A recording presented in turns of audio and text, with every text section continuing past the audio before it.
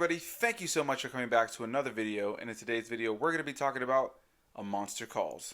Rashad G Reviews is back once again for another collab. Thank you so much, my friend, once again for being here in another video to talk about another movie. We're going to be hearing from him in just a little bit, but for now, let's get into my thoughts on A Monster Calls. This is a movie that the first time I actually saw it, I was on my way to Spain for a little family trip, and yeah, I saw it on the plane, and probably not the best place to have seen it, but I really enjoyed it when I saw it on the plane and decided to buy it on Blu-ray, and since then, I've seen it 4 different times. And what I can say about this movie is that I find it to be a really emotional and heavy film. I'll go ahead and say right now, this is not a happy-go-lucky film. This film can be quite depressing and be very heavy on the heart, but I really enjoy the way that it handles the story. I should also mention that this is based on a novel, and I've never read the novel, so this is solely my thoughts on the film itself. I don't know about how it was adapted and how good the characters were in the book or anything like that, so this is solely my thoughts on the movie in and of itself. And what I can say about this movie is I really love this film. This is a story about a young boy named Connor O'Malley whose mom is dying of cancer. His mom is played by Felicity Jones, and his grandma is played by Sigourney Weaver, and his dad is played by Toby Kebbell. His mom and dad divorced long ago, and his dad is now living in the United States because this movie takes place in the UK, and his dad is living in the United States with his new wife and his new children, and it's kind of distant. He doesn't really have the relationship with his father that he kind of wishes that he had, and his father kind of, in a lot of ways, kind of just ran away. You know, he has his new family, is kind of doing his own thing, and Connor feels abandoned in that way. At the beginning of the film, though, and what this movie really leans on is the fact that Felicity Jones' character, his mom, is dying of cancer. And this is a movie that's a character study of a child in this situation. You have this young kid who isn't really outspoken. He doesn't really know how to stick up for himself. His mom is dying of cancer. He's trying to be strong for her. He knows that it's going the wrong path. You got Sigourney Weaver's character as the grandma. He doesn't have the greatest relationship with her. There's a bit of a, parental guardian kind of issue there. Some issue with authority that he has with her, and so they don't necessarily have the greatest relationship. His grandma is trying to be there for her daughter, his mom, and he's kind of in the way. They kind of feel like they're in the way for each other. They're kind of in this situation together, even though they don't fully have a lot of love for each other. And then, of course, like I said, the dad is out in the United States, and he's not a huge part of this movie, but you definitely feel for our main character, Connor O'Malley. On top of that, he's also getting bullied at school, and he's just kind of got a really sad, depressing life and a very sad, depressing moment. And one night, he ends up getting visited by a huge tree, a big talking tree. It's very much looks like Groot. That's what I thought of when I first saw the trailers. The tree is voiced by Liam Neeson, and yeah, the tree visits him at night. It's kind of like a vision, a dream that only he can experience, where he is in this vision with this big tree that visits him. It literally seems all very real for him. The tree, comes out of the ground, is destroying things, is like talking to him through the window.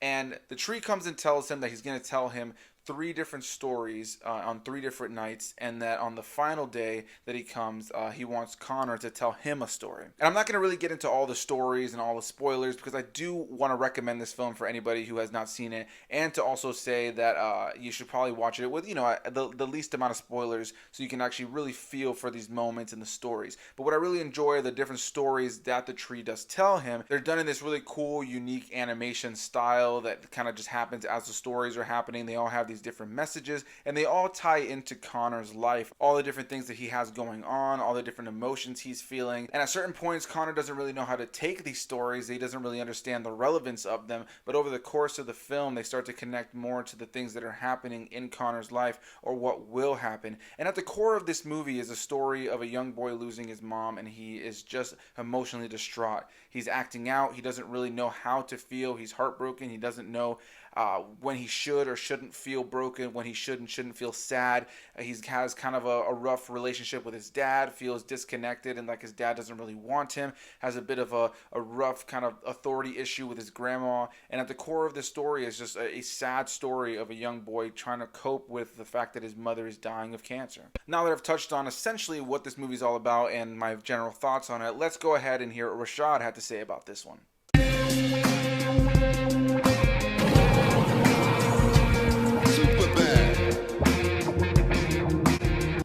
Perez, what's the deal? Pickles, is everything kosher? Congratulations once again for hitting 1K subscribers. You put in the work, you did the damn thing. Now this is the fruit of your labor. Don't make noise while I'm in production, son.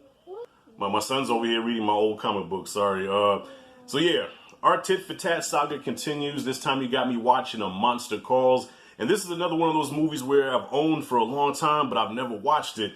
So here it is. I put it on last night. And by the way, I was pretty tired when I was watching it. I had a long day yesterday, so there were times when I was dozing off. And not because the movie was boring, but I was kind of tired. But I will say the movie was okay for me. I wasn't crazy about it. I think I understood what it was trying to say.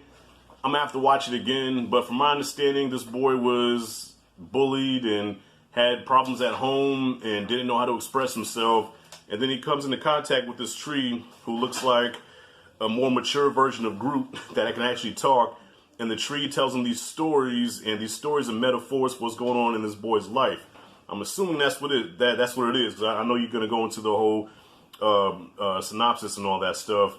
There were times where it did lose me, and this movie is really depressing. Man, like, this really had a somber tone to it. Like, after the movie was over with, I really felt bad about life. You know what I mean? And I don't know if that's the movie, what it was trying to do, but I felt just bad. I was like, I need to watch like The Lion King or something, or something real happy to make me feel good. And another thing is, I want to say this here. All right, I'm a child of the 70s. I was born in 79. I grew up in the 80s, okay? The whole thing with the bullying, I couldn't relate to that. Now, I've been bullied before, but see, the way I handled a bully, I would try to fuck the bully up. Sometimes I won, sometimes I didn't win, but even if you can't beat a bully, when a bully knows that you will fight them, 9 times out of 10 they'll leave you alone. So eventually, okay, I'm assuming you're going into spoilers, but eventually that did happen where you put the boy in the hospital and shit. But I'm like, if this was made in the 80s, he would have like a Mr. Miyagi type figure or somebody that would teach him how to fight, and then boom, movie be done with. Alright? So that whole thing of just taking it and just, you know, depending on some imaginary tree to help you get over your problems, nah, fuck that. You learn how to fight, you go up to him, you break his fucking nose. That's how I get down. I'm sorry, son, but I don't like that bullying stuff. You know, ain't nobody gonna bully you. You know why? Because I taught you the Fist of Fury. Show the Fist of Fury on camera. Show the Fist of Fury, man. Look at that. Ain't nobody gonna bully you, boy. Right? You kick ass and take names. As far as the performances goes, the boy, what was his name? Because the Liam Neeson who voiced the tree, he did a good job. What was his name again? Connor O'Malley. I think that's how you say his name. Yeah, Liam Neeson did a good job. The boy was good. He was just sad all the time. He was brooding the whole time. He was just destructive.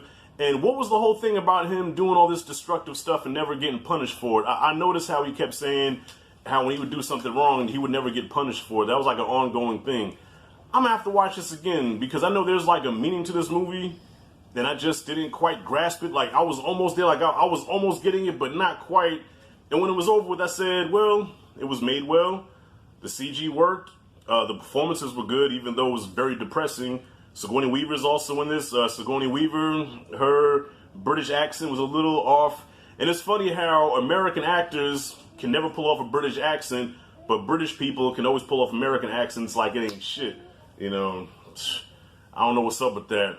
But yeah, Felicity Jones, she was in here too. It was alright, man. Like, I don't want to act like I'm shitting on it, but I just didn't quite get it all the way. You know, all these stories, all the metaphors and everything. Boy, play your game and go on somewhere now. Wrapping this up, I'm going to give this movie, I'm going to give it a C. I think it was average.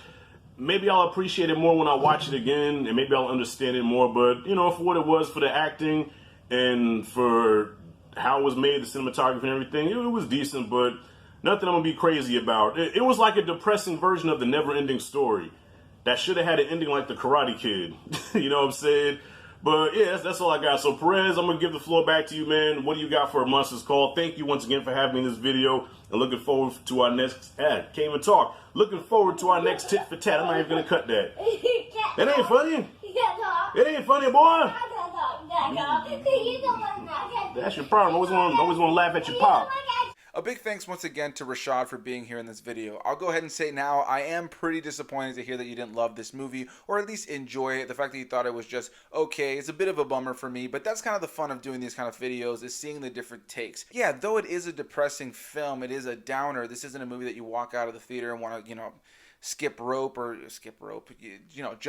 or skip rocks. That's what I meant to say. But yeah, it's not that kind of movie. It's not the kind of movie that you really are going to walk out of the theater feeling, empowered. It's a film that definitely weighs heavy on the heart and, very much uses metaphors and this tree and all these stories as a way to really give us an inside look to how heartbreaking a situation like this could be for somebody.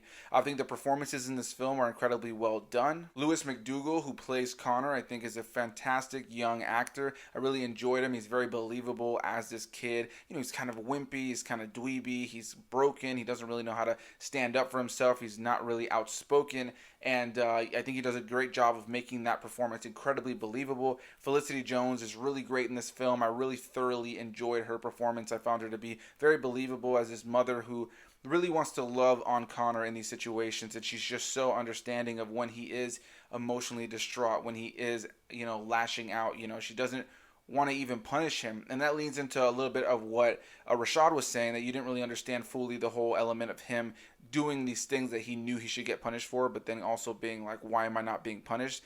He, for me, in those moments, kind of was coming across as this kid who is just so broken that he's acting out and lashing out. He almost expects to have something happen to him, but nobody wants to punish him because they don't want to put him through anything more than he's already going through. So he ends up lashing out. He's essentially doing things to hurt people unintentionally, but because he's so hurt, and they are aware of that, the people that, are above him, his guardians, his mom, and they don't want to put him through a harder time, but then at the same time, he's so conflicted and so confused as to why he's not punished for these things that he should clearly be punished for. I really enjoyed that. Again, it's kind of, I felt like it really touches on some real situations here, and I really do feel for the character of Connor O'Malley throughout the course of the film. Beyond that, Sigourney Weaver, I think, is good in this movie. She does this British accent throughout the course of the film that does not always work and is not always convincing. I always wonder while I'm watching this movie why they didn't just get somebody from that part of the world. Not that she's bad in the movie. I do really enjoy a lot of moments between her and Connor in the film, but I just feel like they could have done a lot more with making her, sound a little more British, maybe have a dialect coach that worked on it a little bit more. She's good in the film. I think the emotion is all there, and she gives a really realistic and believable performance, but the voice is, a little bit distracting at times. Toby Kebbell is hardly in this film, but I enjoy him, and it's hard because I enjoy the performance he gives, but I really do feel for Connor O'Malley in these situations as far as him kind of wanting to go live with his dad. There's a discussion at one point in the film where he wants to go live with his dad after his mom passes, and his dad just kind of is like, you're going to stay here with your grandma, man. That's what's going to be, it's what's going to happen. There's not a lot of room back in, in the States. We don't really have a lot of room for you, essentially, is what he tells him. Is like, damn, that's rough, the idea that your dad is essentially telling you, I'm going to go back to the States to my new wife and my other children, and there's no room for you there. You can come visit from time to time, but you're going to live here with your grandma. And his mom is dying. He feels this disconnect from his grandma, and he has to kind of hear this from his dad, and it does really make you feel for the character of Connor. This is a depressing film, as you can tell. This is a sadder film, but I think it's so well acted, and I think it has some great metaphors for grief. I think it has some great metaphors for someone going through something like this, and at the end of this movie, like I mentioned, Connor has to tell his own story to the tree, and he doesn't really even know what to tell him. He doesn't know the story, but when he does share what's on his heart, you feel it. It's emotional, and I did thoroughly enjoy this movie. So I'm very curious to hear what you guys have to say. Do you like this movie? Do you not like this movie? Again, it's a big bummer that Rashad didn't like this, but I'm sure some of you will comment that this movie didn't do it for you also. So that's kind of the fun of these kind of movies, and that's the kind of fun of movies in general. It's all subjective. Definitely want to hear what you guys have to say, so comment your thoughts, hit that like button, subscribe for more videos. Rashad G Reviews channel link is down below in the description box. Go give him some love, and I'll see you guys in the next one. Bye-bye.